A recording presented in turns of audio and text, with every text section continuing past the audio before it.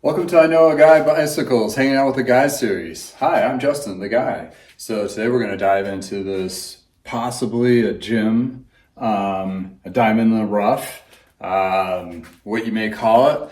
It looks like it may have good bones, but it has a lot of dirt on it, a lot of scuff up, and they said they were the original owners, and they only used it a little bit. A lot of the dust and so forth looks like it's, garage. But in this sense, it could be more than that. So we're just going to strip it down and take a look and clean the frame and give a little inspection. So I'm going to take you on this little journey with me. So looking at the bike, it's a Cannondale CAAD8. These have CAAD8 dash and certain numbers, and I'm not sure which one this one is exactly, but if you can, if you're looking for used bikes, make sure, see if you can try to get one that has a frame sticker on there so you know exactly what size it is. Not that they may not know or question or whatever, then you're in a whole different rabbit hole to try and figure out what size it is. But this is a 54, which is awesome. Then I see, there's some paint chips and scuffs on this. And it's aluminum frame all throughout with a carbon fork. Componentry on it has a 105 mixed with some off-brand or just not as commonly known brands. The wheels, when I did spin them, they looked pretty decent, just really dirty. They're white rims, so they're going to show everything out there as well. So hey, this is what I do. So starting off, I look at the chain, see if it has a quick link. And if it doesn't, I use the chain tool to pop it. Prior to this, I'm not going to spend time cleaning a chain that I need to replace. So I'm going to put a chain checker on it. And a couple of these spots. And double check. Yeah, not too bad. So take my chain tool, and the chain is a little dirty, so it's seen some use, and it's a whole thing where people just keep applying chain lube, and they don't wipe off the excess, and then when it dries, all that baked lube just gets in there and sticks around a little bit longer than it should. I'm just looking for the driver pin. That's what I'm looking for to take it. Not that you need to do that, but I just like to do it on mine because I replace these with quick links, and I really replace the old pin where that may have been the actual weak point of the chain. Anyway, I'm not seeing to find it. So anyway,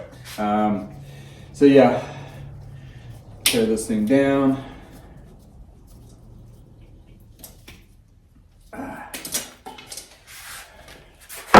Knock my shifters down all the way.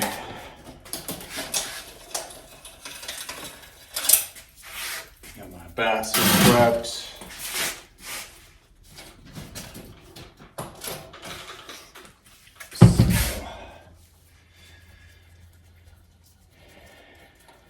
I do like to clean the skewers too. It gets a lot of gunk in there, and that kind of indicates what kind of conditions it's been in. Kind of a hidden secret kind of deal. Take my set off. So Cannondales have been around for a long time. They're actually really awesome bikes. Oh, that was on there tight.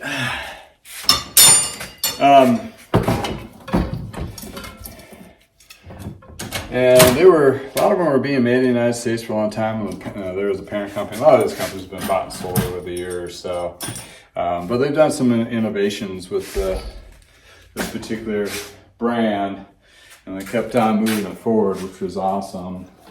And I think they're one of the companies that are going to start producing in the United States again. But we'll see.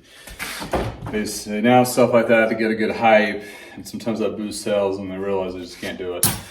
So it's just one of those things. And I cut all the cables because I'm pretty much going to replace most of them, if not all of them, anyway. So not too concerned there. Save these so I can measure to cut them.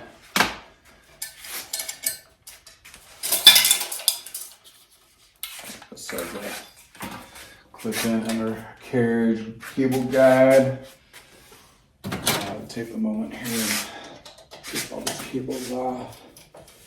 And so far it's looking pretty good. Nothing's really too scary. The components just look dirty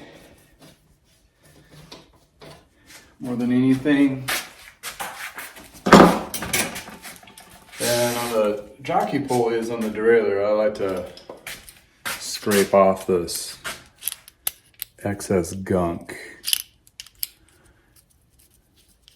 because that's just kind of hard to clean in the sonic cleaner. It's better off to get that stuff off first. I also have a brush. I use a brush for the crankset as well. Cogs of the cassette are a little bit harder to do due to the fact that they're really tight spots. I usually soak it a couple times and hopefully that gets it out, but it doesn't. Then I take the brush to it and I attack it with the brush.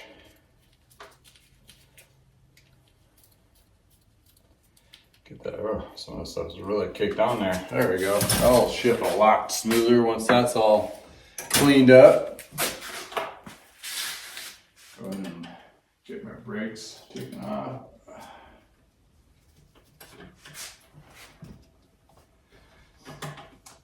So it was very common not to see all the parts match on a bike. The reason being is I do the kind of, they started this in the 90s where, and maybe even earlier than that, is that they'll take a less expensive brake system, which probably performs just the same. Because that's when the consumer's looking on the showroom floor, is not going to identify the bike having all that componentry that relates. So they'll upgrade the rear derailleur, downgrade all the other parts or some of the parts, has cut costs. So, they still do that even today, believe it or not. And it's just a common practice. So it's pretty rare to find a bike that has all the same componentry throughout, the same model. In this case, they used a FSA cranksets, which are good cranksets. So those may have been just available at the time.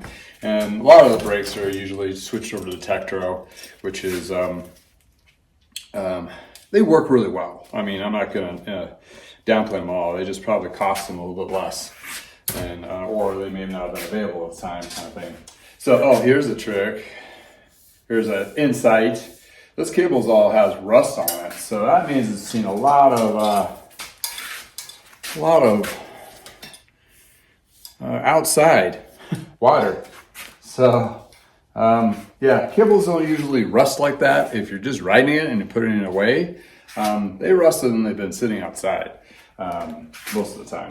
So, oh boy. Hopefully that's not been compromised. Take these bottle cages off. Sometimes bottle cage screws are good, and sometimes they need to be cleaned up and re-tapped, and sometimes they need to be replaced. Replacement ones are expensive, kind of thing. So, that guy, looks like this bottle cage is broken through, so I'm just gonna not reuse that. Seem kind of stiff. Oh, what they did. Oh, here we go. It's a weird insight. Oh. They used Loctite. Blue. Looks like Loctite. On bottle cage mounts. No. Don't do that.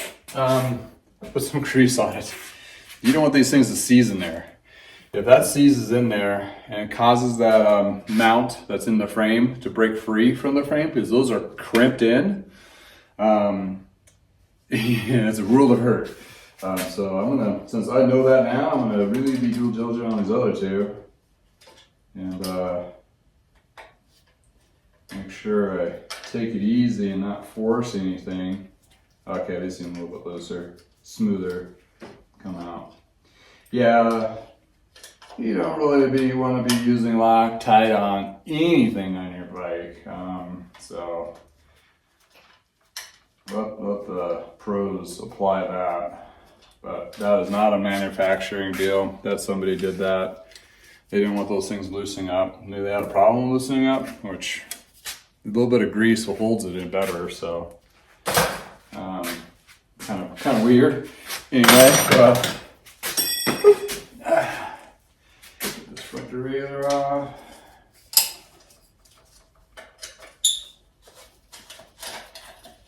So we can get to the frame.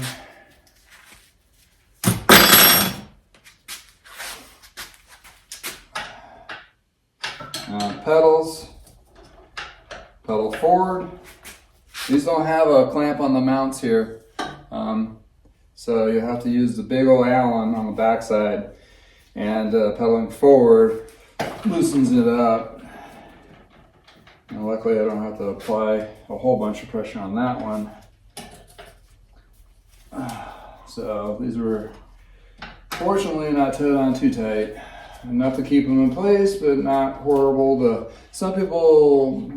I don't know if the people do it or they just get really tight over time, but or they weren't lubed when they were installed. They're sometimes horribly hard to get off, to the point that I take the crank off, put it on the floor, step on it, or use a big old cheater to get that leverage. So this is what they call a BB30, which is the bottom bracket's integrated with the frame. So I'll need I think a 10, big one. Let me get in there. Make sure it's all the way in and flush.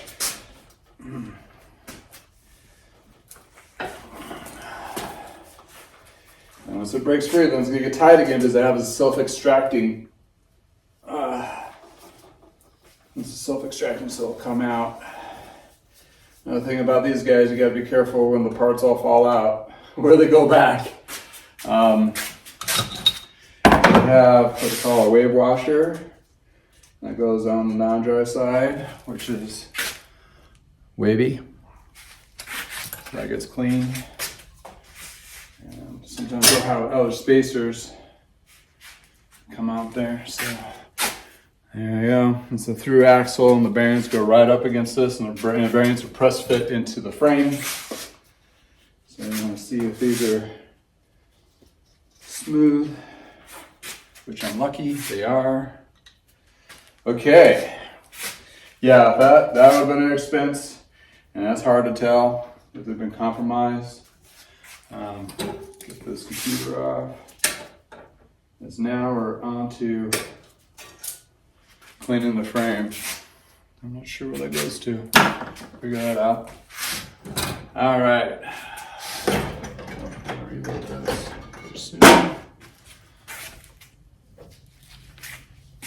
Get a rag.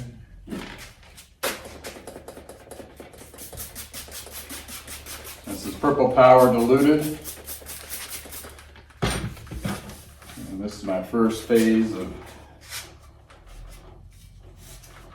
cleaning the frame, wiping it down, and what I'm looking for is any damage, cracks, areas that the grease or the dirt doesn't come off, dings, chips,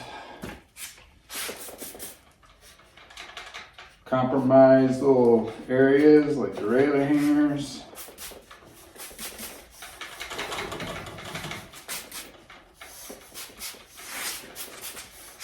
That's some pretty good chips of the paint over on this side, but it doesn't look like the frame's been compromised.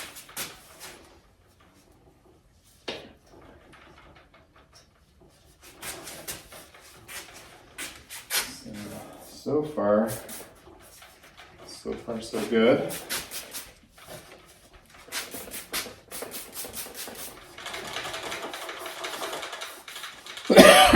Some of the stuff I'm going to have to use a stronger cleaner to get off, like some of this sticky stuff.